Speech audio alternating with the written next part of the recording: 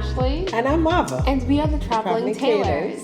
So we are going to be answering some of your frequently asked questions about traveling to Bangkok, Thailand.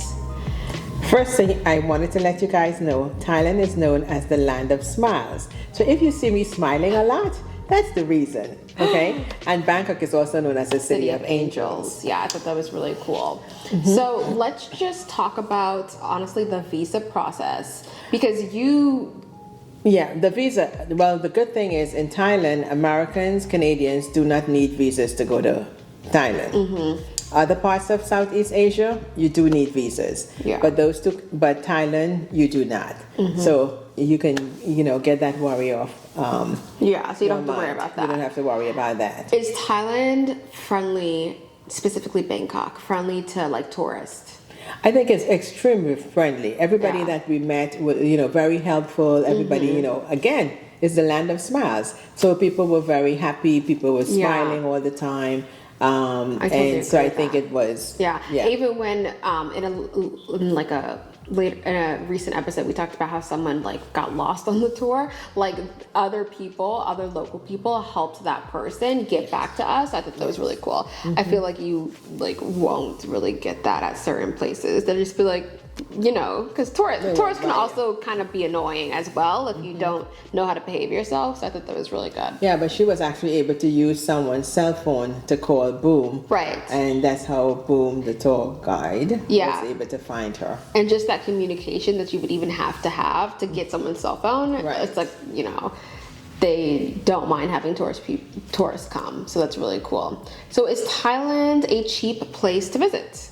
Oh, absolutely. Absolutely. Actually, right now, I think the exchange rate is for $100, you can get $100 US. You can get 3,244 bahts. So, you can do a lot of money. Yeah. And as we previously mentioned, from massages to 1 hour massages for both of us, plus tip only cost us $35. Yeah. Room service, I said, only cost us $14 for 2 of us. And what's the currency in Thailand? It's called bahts. BHATS. Yeah. Bahts. All right. So, what language do the Thai people speak? They speak Thai. Yeah, they speak Thai. But they also speak English. So you'll have no problem getting around. All right. A lot of people have questions about the attire they can wear. What can they wear in Thailand? What can't they wear in Thailand? And generally speaking, honestly, you can wear whatever you want. As long as you respect the attire at religious places such as the temple. Yes. So at the temple, you can't wear shorts. Your knees should be covered. Your shoulders should be covered. This you cannot wear. You would have to wear something like this. Yeah. You don't have to wear long sleeves, but just as long as you can wear short sleeves.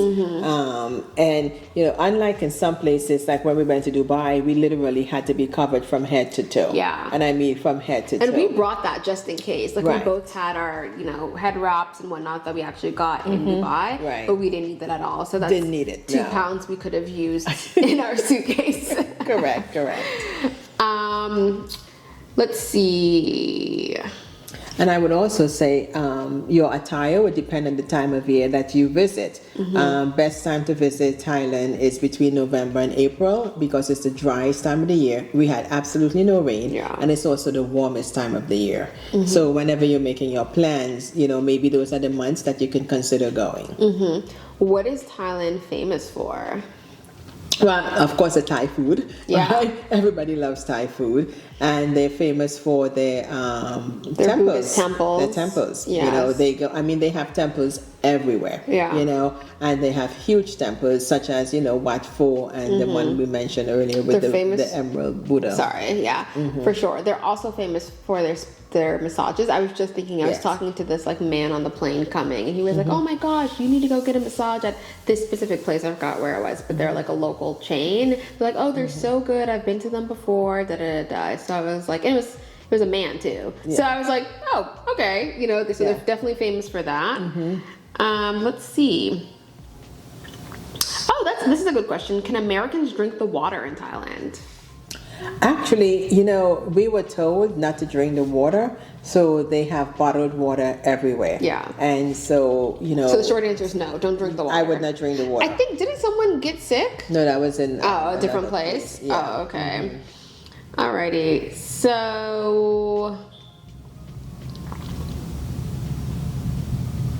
I think this is quite interesting. How does the Thai people make money? They work like every place else. I mean, you know, they have Yep. jobs, they have government jobs, they have regular jobs. But I would say a lot of them make money via like their businesses on the street. Like there's a lot of local, you know, mom and pop shops, and that's the Yes. thing that I think we saw a lot throughout Asia. It's like Yes. they can start their business anywhere. Anywhere. On the highway, on the sidewalk, in front of their house, like it doesn't matter. You don't there's not a lot of restrictions in terms of where you can start your business like it is in the US. So you'll see them selling anything. They can go catch a fish in the river and sell it. You know. For sure, for sure. One of the other things too, it all depends on whether you have a university education or whether you just, you know, Yes. Education is mandatory in Thailand, you know, up to, I think it was junior high. And then for high school, you have to pay. And then university, of course, you have to pay. I think we can wrap up on what was like the lodging situation like, and what was the hotel and the flights and all of that.